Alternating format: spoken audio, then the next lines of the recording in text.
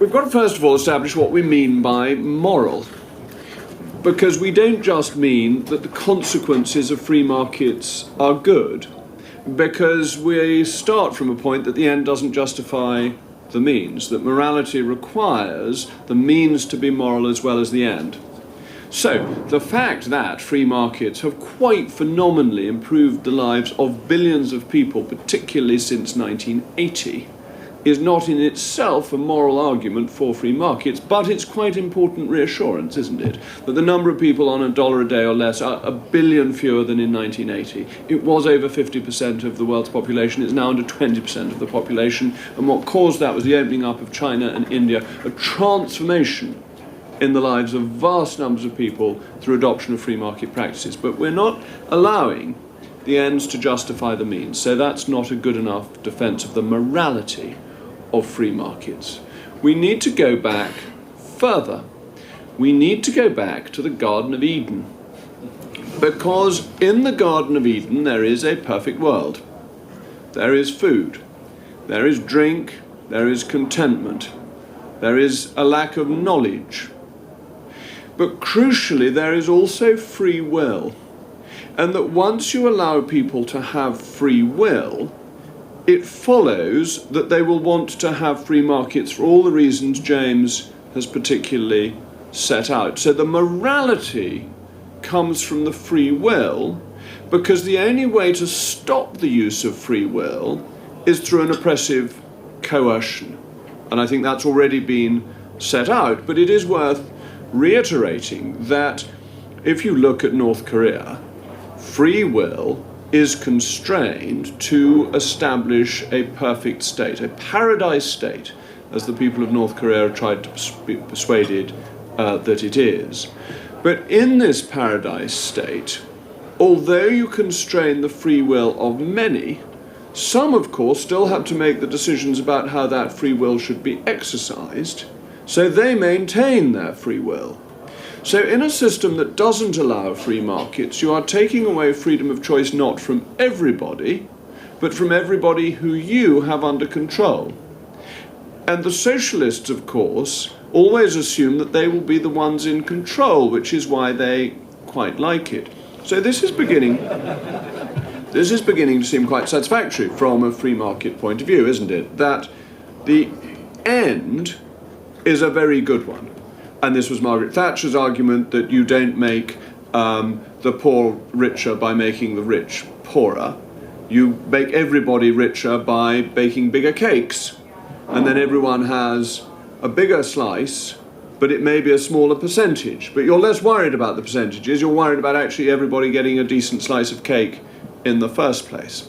So you get the idea that it works in practice, but you also have this strong underpinning that goes with the grain of human nature. And I think this is where morality comes in, and where conservatism is fundamentally moral. You see, I think conservatives understand human nature as it is, not as it might have been hoped for in the Garden of Eden. And that's rather important, because as conservatives, and this is the point James also made, and it's a really crucial one, what we are trying to do is to allow people to lead as far as possible the lives that they want to lead without impinging on others. We are trying to allow them the maximum use of that free choice which they have as humans. Now, you may say, if you're religious, that that is a God-given right to make choices for themselves. But even if you're not, you would say that it is part of the innate condition of mankind, that ability to make choices and to want to make choices. And then you discover that in making those choices, they actually make choices that benefit everybody else. Now, what is the two commandments that we're told of by Christ, and therefore the foundation of morality? You should love the Lord thy God, and you should love thy neighbour as thyself. Now, what's so interesting is that when you get to free markets, we can leave God out of this. Don't worry, I'm not going to make a sermon. I'm just trying to draw on the moral side of it, which is obviously underpinned by our religious traditions in a country where the church is still by law established. But in that expression of love for your neighbour, doing this because your neighbour gives you something in return is a perfectly reasonable thing to do.